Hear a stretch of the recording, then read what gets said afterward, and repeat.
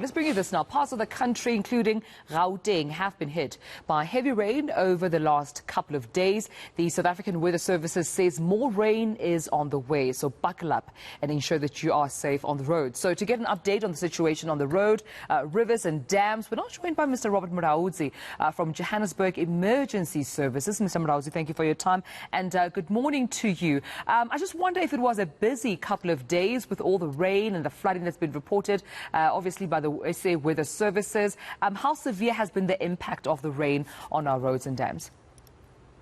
Good morning to me and morning to the viewers. Yes, we have had a number of motor vehicle accidents, maybe due to the wet weather conditions we have had over the weekend. So we've seen an increase in terms of the motor vehicle accidents. And we have also been monitoring our low-lying areas, since you know that we've got a large area of informal settlements where most of our residents are in low-lying areas. So far, the water levels are still good. We didn't have to evacuate any residents in those areas, which are mostly in the flood line.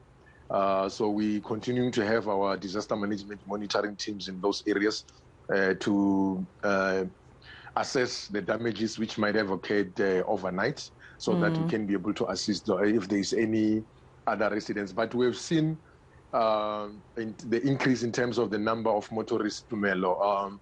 Motorists are, they're really not adhering to our call of trying to avoid flooded areas.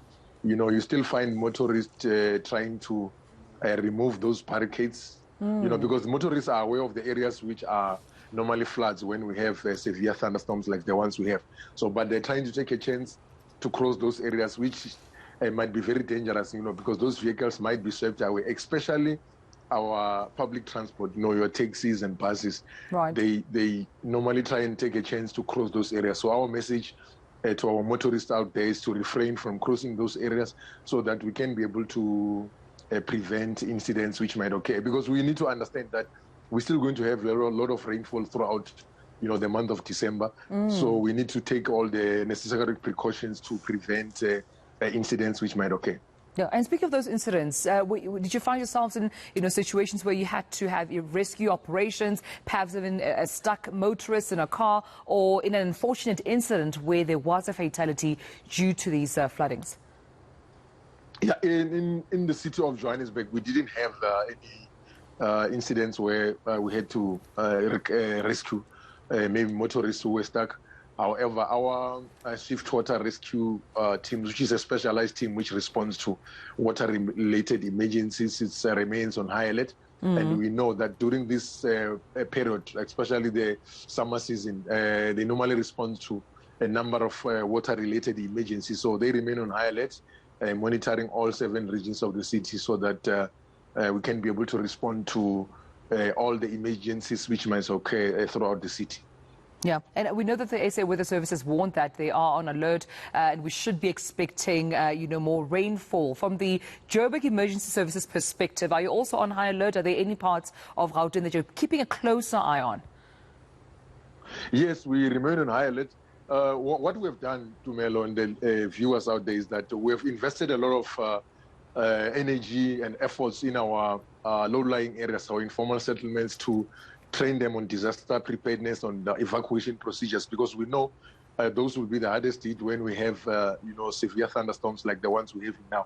So far, we're happy that they are prepared. They should be able to evacuate when there's a need to do so.